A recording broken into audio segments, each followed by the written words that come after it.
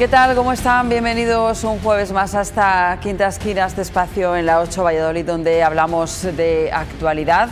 Y como siempre lo hago bien acompañada. Voy a saludar a quien me acompaña en esta noche, en esta mesa, Tamara Hernández. ¿Qué tal? Bienvenida. Muchas gracias, buenas noches. Muy buenas noches. Y a mi derecha, Felipe Ramos. ¿Qué tal? Bienvenido.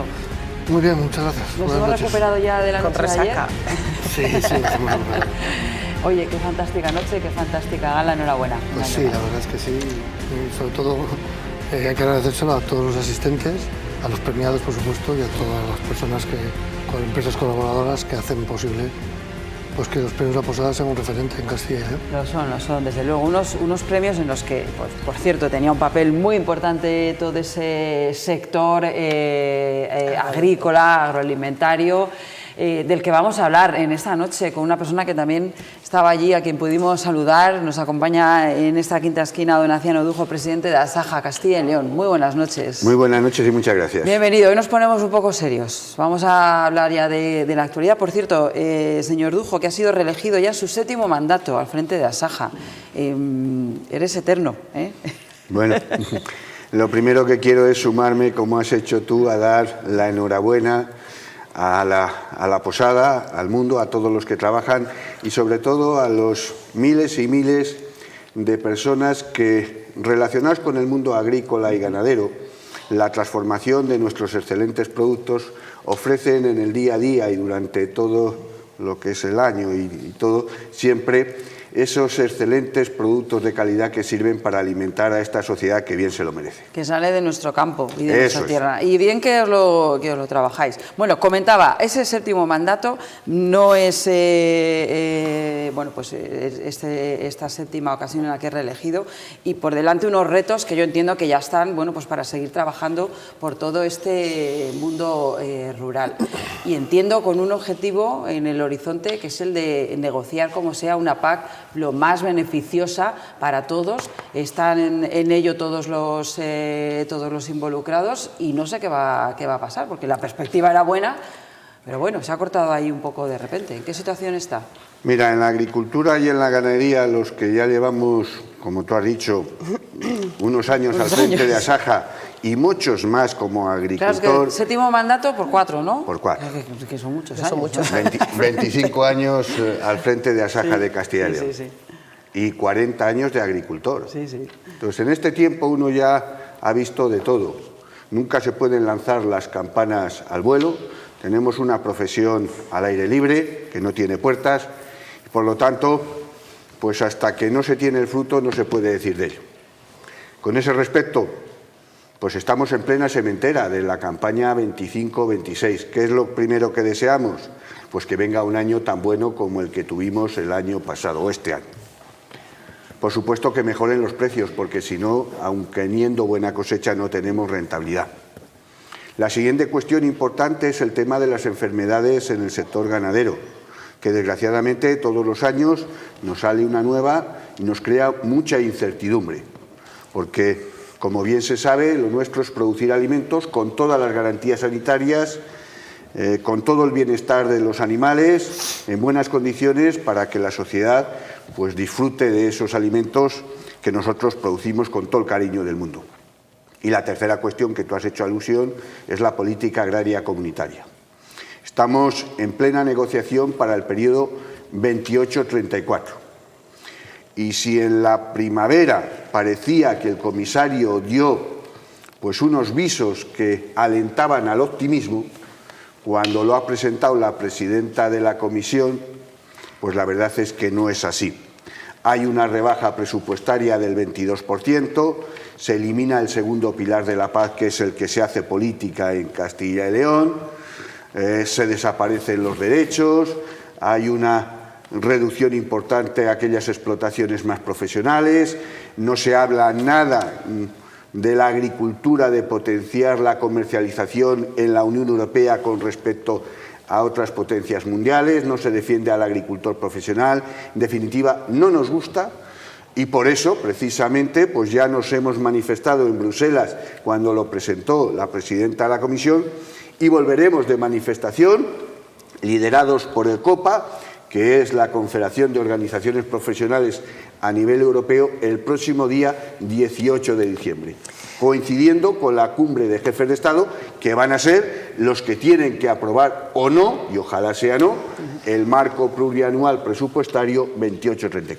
Señor Dujo, si tuviera que hacer usted diseñar esa política agraria común, ¿cuáles serían las principales reivindicaciones, entendiendo que tiene que ser solvente y que tiene que, bueno, pues repartirse para todos? Pues mira, yo creo que es más fácil de lo que nos lo hacen. Primero, daría libertad al agricultor y al ganadero para que desarrolle en su explotación aquella actividad agrícola ganadera que entienda que es más productiva, que es más profesional y que es rentable. Es decir, libertad.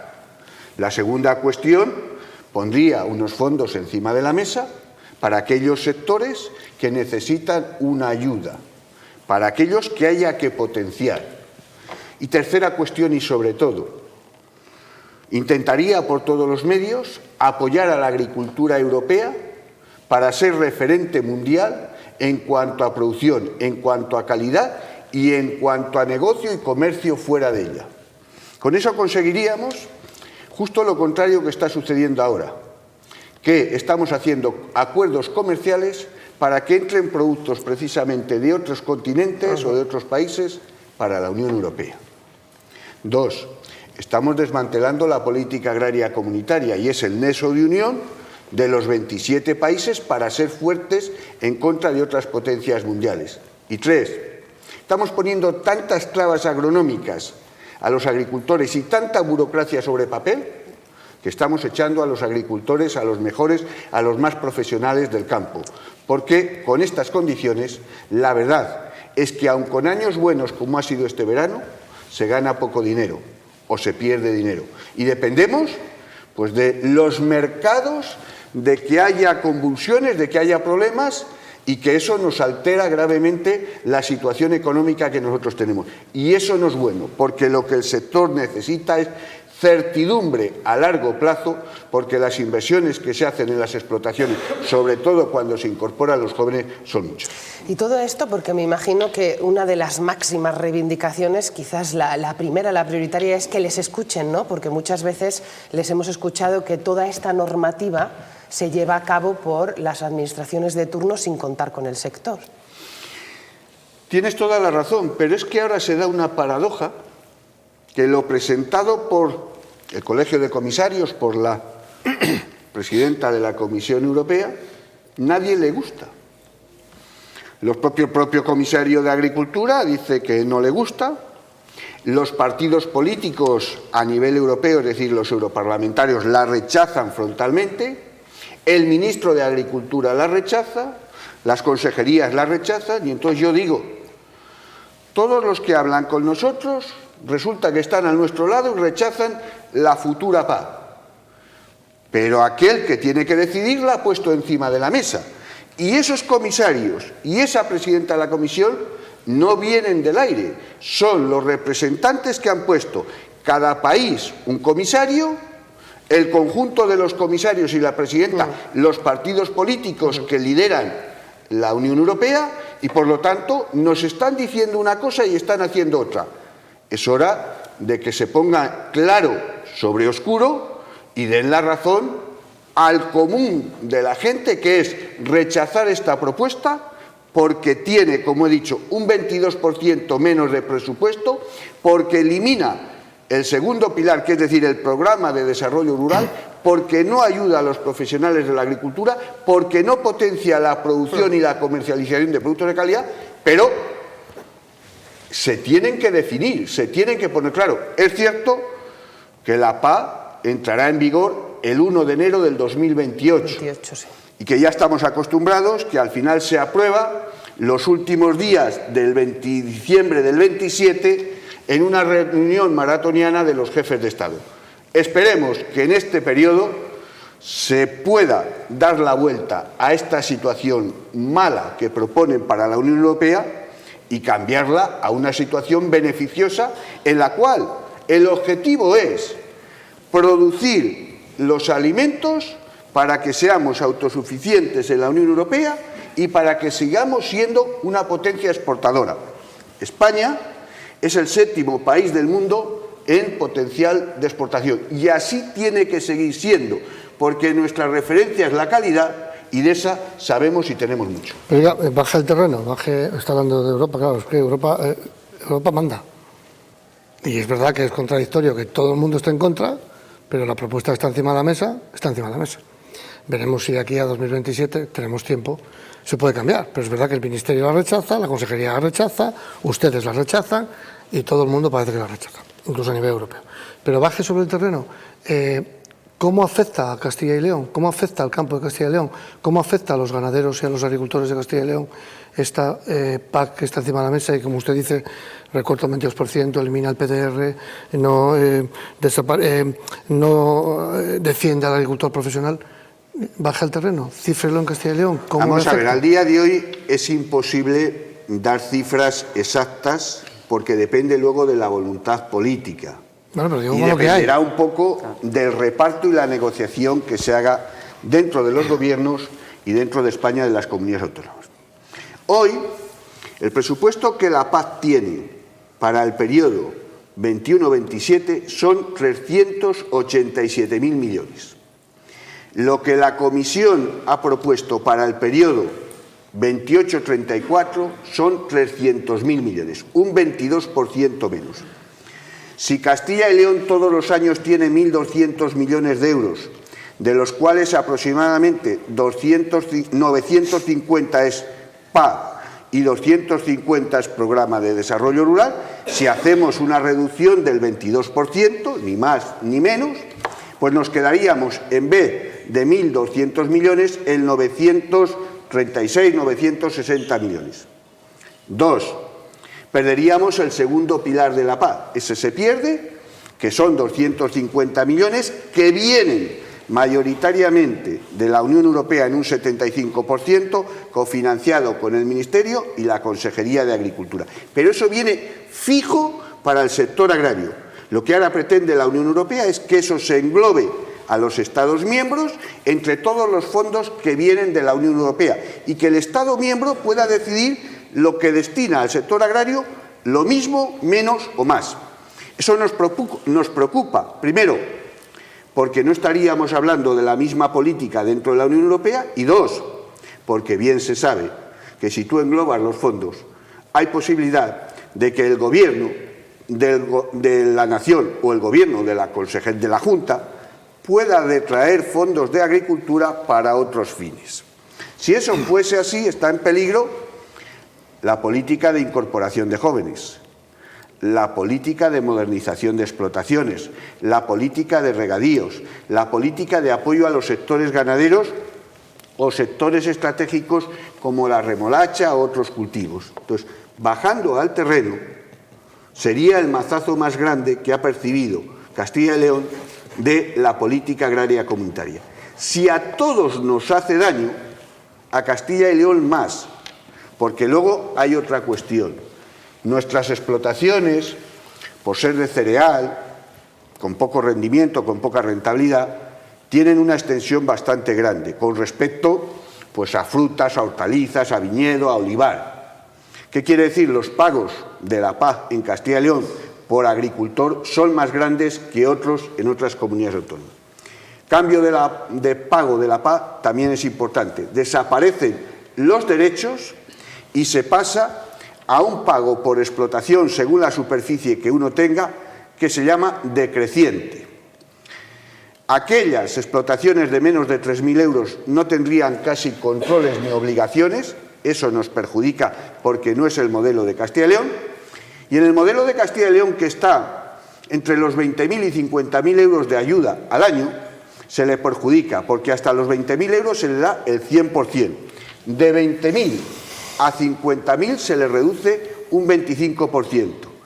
De 50.000 a 75.000 se le reduce un 50% y más de 75.000 hasta 100.000 el 75%. Por ahí también tendrían una reducción los agricultores, cada uno con respecto a lo que cobre, pero a lo mejor de 6, 8 o 10.000 euros. Oiga, escuchándole, que nos está dando una clase magistral de la PAC, Castilla y León ¿sería de las más perjudicadas? La más perjudicada. La más perjudicada. Porque es la segunda que más percibe de España, la primera es Andalucía, pero es la explotación, la comunidad que tiene las explotaciones más grandes, que es más profesional y que son cultivos más PAC, que es nuestro cereal y nuestra ganadería. Y una cosa, perdón, es por centrar un poco. Europa hasta ahora era como el, digamos, no sé, el maná del campo. La panacea. La panacea del campo. Europa, ¿usted se atreve a decir que con esta PAC y con esas políticas que burocracia, aumento de burocracia y tal, se está convirtiendo en una amenaza, en un lastre para el campo? Mira, si ha habido sector que ha defendido y que nos hemos sentido europeos es el agrícola y ganadero. Eso está claro. Y yo puedo decir que los agricultores y ganaderos hoy de Castilla y León se sienten de Castilla y León, se sienten de España y se sienten europeos. Pero cada vez nos cuesta más ser europeos, porque estamos viendo que reforma tras reforma los beneficios son menos y los inconvenientes más. Estamos viendo que aumenta la burocracia, que aumentan las medidas medioambientales absurdas y que aumentan los convenios con terceros como Mercosur, como otros con China, que nos están perjudicando. ¿Vale? Europa está perdiendo el sentido por el cual nació la política agraria comunitaria. ¿Y por qué? ¿Por qué ese cambio? Pues se lo tendríamos que preguntar a quien dirige Europa, porque la verdad es que cada 5 años, cuando nos piden el voto los europarlamentarios, no transmiten eso, igual que ahora el Parlamento. Si el Parlamento da la razón al sector agrícola y ganadero, pero como digo, llegan sus jefes, que son los ministros, por así decirlo, de la Unión Europea, y hacen justo lo contrario. No quiero decir que en Castilla y León y que en España pase, pero voy a poner un ejemplo. El Reino Unido salió de la Unión Europea. Se equivocaron. Están peor ahora que antes. Pero el campo, el mundo rural del Reino Unido masivamente votó salirse de la Unión Europea. Precisamente por eso, porque estaban hartos, como hartos estamos nosotros, de ver cómo se nos vende por otros sectores, por otros intereses y solo se nos ponen pegas. Con esa explicación que ha dado de esos puntos de la PAC y las nuevas condiciones y criterios pues, para poder otorgar esas ayudas, lo ha explicado muy bien, cómo perjudica a Castilla y León por ese modelo pues, más extensivo, muchísimo más profesionalizado y de alguna manera se limita en esta propuesta ese crecimiento, ¿no? El hacer grandes profesionales y grandes, no quiero decir empresarios, pero bueno, sí, grandes empresarios del mundo del campo. Yo no sé si hay algún interés por ahí, bueno, pues que quiera equilibrar la balanza o que quiera inclinarla, pues no sé si en interés de otros países o en interés de otro modelo, o alguien que no quiere que se conviertan en grandes empresarios agrícolas y ganaderos, ¿no? Es cierto que a Castilla y León, como he dicho, de las comunidades autónomas de España es a la que más nos perjudica. Pero esto perjudica a todos. Y cuando digo a todos, no solo a los agricultores y ganaderos de Castilla y León de España, a los europeos también. Hace año y medio estaba Europa en las calles, en todos los países, porque en todos los países nos perjudica, porque estamos hablando de la PAC, que es, diríamos, la regulación administrativa de todo el sector agrícola y ganadero y por el cual percibimos unas ayudas para compensar la pérdida de renta que tenemos. Pero por lo que principalmente se moviliza el campo de Castilla y León, de España y de Europa es por la baja rentabilidad. Y la baja rentabilidad se da porque nuestros costes de producción, los de toda Europa, están excesivamente altos, y en España y en Castilla y León más, y sin embargo el valor de la producción está muy bajo. Cuando no salen las cuentas en tu trabajo, no hay ayuda que compense esa situación, ni hay posibilidades de hacer grande la explotación con dignidad y con alegría. Y eso nos está ocurriendo. La Unión Europea, por un lado, para castigar a Rusia y a Bielorrusia por la invasión de Ucrania, le ha puesto unos aranceles a los fertilizantes que tenemos que comprar necesariamente de allí, porque en Europa, porque en España no se producen. Y les ha encarecido un 30, un 40, un 50%. Por otro lado, La Unión Europea hace un acuerdo con Mercosur, nosotros le vendemos bienes de servicio principalmente motivado por Alemania y Mercosur nos trae aquí productos agroalimentarios, por lo tanto baja el precio de lo que aquí producimos. O, por otro lado, España es el segundo país del mundo que más importaciones está haciendo de cereal de Ucrania para ayudarle en la guerra. Y siguen sin ¿Y ponerle quién aranceles? paga todo esto? Los agricultores y ganaderos. Que los puertos marcan el precio de nuestros cereales y a la baja y a la vez se le pone unos aranceles, unos costes a mayores a aquello que necesitamos para producir que nos encarece. Yo dejando al margen un poco la PAC, no sé si tenéis algo más sobre ello, quería hablar también hablando de ayudas, bueno, pues de incendios, ¿no? Esos incendios que hemos tenido en verano, ese pack de ayudas fue valorado positivamente por Asaja, sí que dijeron algo así como que las ayudas fueran claras y completas. No sé ahora mismo si ha habido algún avance, si están satisfechos con ese tipo de ayudas o, bueno, pues estando en el día a día tienen casos que a lo mejor, bueno, pues sobre todo de pequeños agricultores que hayan perdido sus tierras y todavía no hayan recibido su parte del dinero. Vamos a ver, lo primero que nosotros dijimos es que no haya ayuda que compense la quema de tu historia, de tu actividad y de tu pueblo. Primero, Asaja mostró toda su solidaridad con aquellas personas que fallecieron, que estuvieron heridas. Estuvo toda la indignación del mundo a aquellos que se les ha quemado su casa, su nave, y ya en materia agrícola y ganadero nos pusimos a trabajar para exigir a las administraciones compensaciones económicas para el sector ganadero y el sector agrícola por aquello que se había quemado. Es la primera vez por parte de la Junta de Castilla y León que se contempla a los agricultores como autónomos a percibir una ayuda que en anteriores incendios no había quedado excluido el sector agrario. Asaja lo pidió insistentemente.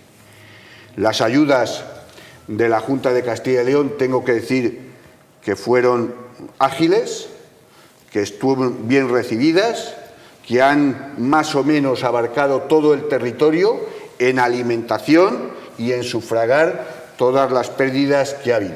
Es cierto que se han presentado una serie de recursos porque hay agricultores o ganaderos que no han estado en los listados de beneficiarios que jueves a jueves ha ido sacando la Junta de Castilla y León y que espero que se resuelvan esos recursos lo antes posible. También ha habido ayudas por parte del Gobierno, por parte del Ministro de Agricultura. Yo en 2 reuniones que tuvimos de manera inmediata con el Ministerio se las exigí para Castilla y León, para los incendios, y por lo tanto puedo decir que, como he dicho, nunca van a compensar las pérdidas que se ha tenido, pero entre Junta y Ministerio van a ayudar a salir de esta situación lo antes posible. ¿Y les han hecho caso en esa petición de que les dejen volver a salir, de les dejen limpiar, les dejen tener el monte controlado, limpio? No sé si ha habido avances en este asunto. ¿Siguen cambiando las cosas? ¿Van a hacer fijos, bueno, pues a los trabajadores medioambientales anuales? ¿O es la petición que hoy ha estado sobre la mesa por parte de la Consejería de Presidencia? No sé cómo han avanzado en este aspecto. Mira, hay que ser claros en este tema. Castilla y León tiene 5 millones de hectáreas de monte. La política... Por intentar que no se produzca lo mismo, vamos. La política de las administraciones y de todos los políticos ha sido siempre aumentar la superficie de monte. Eso parecía un logro, parecía un éxito. Y es una equivocación. La política medioambiental, volveríamos a Europa, principalmente del Ministerio de Transición Ecológica, que ha hecho en esto y en el tema del lobo, de la fauna, más daño a Castilla y León que un nublado, y la política también de la Consejería, siempre ha sido potenciar el monte. Y además, el no limpiarle, porque eso decían que eso era de un parque de una ciudad, que el monte tenía que tener lo que él criaba y que incluso aquellos robles o encinas o árboles que salían en un río, en un reguero o en un camino, había que dejarles, e incluso si secaban, pues que era natural. Siempre hemos dicho que eso era un error, ¿vale? Que el monte tiene que estar de alguna manera concentrado, distribuido, con grandes cortafuegos, tiene que estar limpio. que no hace falta tener 5 millones de hectáreas de monte sucio, que con 4 millones basta y sobra bien limpio, bien ordenado, y que si hay una desgracia de un incendio se queme poca superficie, la mínima posible. Mucho me temo que esto que parece sensato y que parece que todos estamos de acuerdo en estos momentos, esto sucede o se nos da la razón al mundo del campo, pues cuando ocurren los incendios. Pero lo mismo que se olvidó cuando ocurrió el incendio de Ávila o cuando ocurrió el incendio de Zamora, desgraciadamente se olvidará ahora. Y no solo habrá incendios este año, cuando se den las circunstancias de una temperatura extrema como hemos tenido este año, vientos con muchos kilómetros y si ocurra una desgracia de un incendio, un pirómano o eso, volveremos a tener incendios. Espero que la sociedad sea la que obligue a los políticos a cambiar y a decir, no es la cantidad, es la calidad. Y los agentes forestales de la Confederación Hidrográfica, de la Consejería, del Ministerio, en vez de tener una libreta y un bolígrafo para denunciar a los agricultores y a los ganaderos cuando cortan un árbol, cuando limpian una reguera, cuando limpian el campo, lo que tienen que tener es una motosierra para hacer ellos ese trabajo o las cuadrillas que coja la propia administración.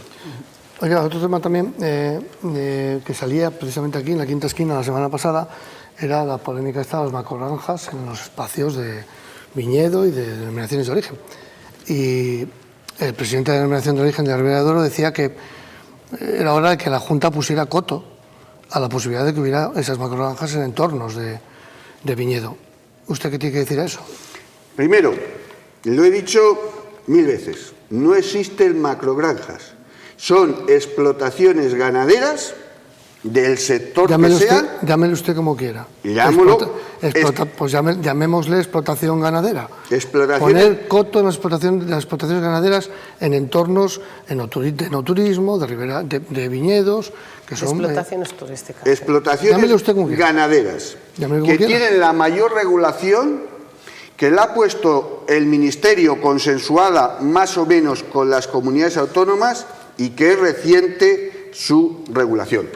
En cuanto a distancia entre explotaciones ganaderas, en cuanto a distancia de las explotaciones ganaderas con núcleos urbanos o edificaciones, distancia entre explotaciones ganaderas con ríos, arroyos, acuíferos y demás.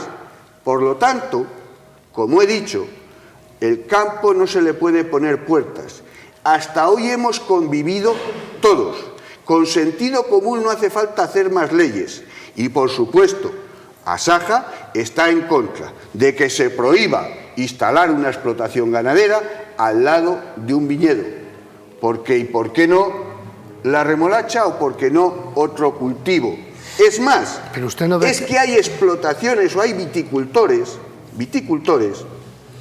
que a la vez que tienen viñedo, tienen una explotación ganadera y viven de las dos cosas. Y quizás me falta información, señor Dujo. Es decir, todos tenemos en mente que nos hablan de una explotación ganadera, llamémoslo X, y que huele mal, que pues el tipo de cosas ahora tienen una regulación que yo creo que es mucho más dura incluso que lo que había antes, y quizás también falta esa información de saber que ya no es la misma situación que hace años. Totalmente de acuerdo, pero además... Pero eso hay que transmitirlo, hay que... Además, vamos a ver, ¿cuál es aquí el problema? ¿Es un número de municipios más o menos al lado de la 122, Valladolid, Soria, en provincia de Valladolid? No, oiga, perdón, tenemos no sé cuántas denominaciones de origen tenemos ahora mismo que se me pierde. 13 denominaciones de origen de viñedo, 82.000 hectáreas. Muy bien. ¿Vamos a prohibir explotaciones ganaderas al lado de esas 82.000 hectáreas de viñedo? Anda que no hay campo en Castilla y León para hacer explotaciones ganaderas. Pero usted no ve que eso es... Yo digo lo que dicen los bodegueros y lo que dice el sector del vino. El sector del vino es un potencial en Castilla y León. Tanto como ustedes, no digo que no, como el sector primario. Un potencial, además del vino, turístico. ¿Usted no cree que ¿eso perjudica al entorno del vino? ¿No es un potencial también económico el sector del porcino? Y no se lo he dicho yo, yo le he ¿No dicho es que el sector primario del también. jamón? Yo le he dicho, Quizás más pero alimentario que turístico, lo y no es lógico, por convivir Hay un poco. sitio para todos y yo hoy no detecto en Castilla y León, ni en la zona específica donde se quejan los bodegueros, una presión del sector del porcino ganadero para instalar no sé cuántas explotaciones ganaderas. Ojalá tuviésemos hoy ganaderos que se quieren instalar en Castilla y León, que desgraciadamente son pocos. No existe ese problema, no le hagamos. No está regulado en ningún sitio de Europa, en ningún sitio de España, y no se debería regular en Castilla y León. Dejemos que el sector avance, que somos complementarios y no contrarios. Vamos a ir terminando, que se nos acaba el tiempo. Hablábamos del sector ganadero y yo solamente quería preguntarle por si hay más o menos preocupación, nos le han transmitido la necesidad de buscar soluciones por estos focos que hemos sufrido de gripe aviar, aquí en Valladolid concreto. Sí, porque hay gente que está preocupada si esa situación de los huevos preocupa de cara a algún tipo de enfermedad humana. Y por otras enfermedades también que afectan al ganado, que de momento, bueno, hemos visto los casos, parece que se han tomado medidas, pero no al sector concretamente ganadero no sabemos si quieren pedir alguna medida más, si va a ir a más. Dije al principio de la entrevista que una de las preocupaciones que el sector tiene y que Asaja tiene son las enfermedades sanitarias, que desgraciadamente yo creo que por la falta de control que la Unión Europea hace en fronteras, por las condiciones climáticas también, por muchas cosas, nos están viniendo cada año casi una enfermedad nueva. La dermatosis, la lengua azul, la peste porcina, la gripe aviar, todas estas cuestiones. Nos preocupa y mucho. Lo primero que tengo que decir es, gracias a la eficiencia del sector ganadero, de los servicios veterinarios a los que agradecemos y las medidas que pone la Administración, no hay preocupación. No tiene que tener preocupación ninguna el consumidor. Se garantiza que todo lo que va al consumo está perfectamente garantizadas todas las medidas sanitarias. 2, claro que nos preocupa, porque todas estas enfermedades, pues desde luego, hacen la desgracia al sector, a explotación que le entra, y hay que sacrificar todos los animales. En muchos casos esa explotación ya se cierra. Claro. Porque es imposible, con la edad que ese ganadero tiene en muchas ocasiones, no hay manera de reponerlo. Volver a recuperar esa explotación en pocos años y hacerla viable es imposible. Y al respecto de huevos o carne de pollo, España es de los primeros países de la Unión Europea en producción de carne y en producción de huevos. Aunque sean muy llamativos y una desgracia para aquel ganadero que le ha tocado, las explotaciones que ha habido que sacrificar en conjunto son pocas y no tiene justificación ninguna el aumento del precio que ha tenido ni huevos ni pollo.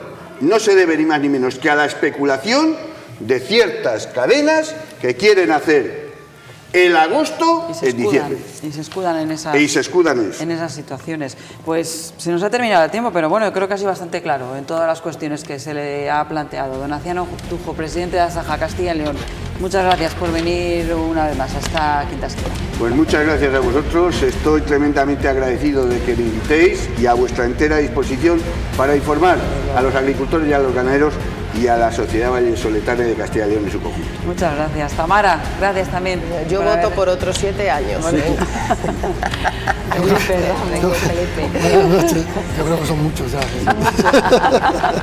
Pero se ve que lo hace bien, porque le siguen diciendo. ¿Siguen votando? Hombre, claro, habla. Algo habrá. Diga que sí, diga que sí. Gracias a todos por haberme acompañado, ustedes también. El jueves que viene volvemos con más protagonistas y más actualidad aquí en esta Quinta Esquina. Adiós.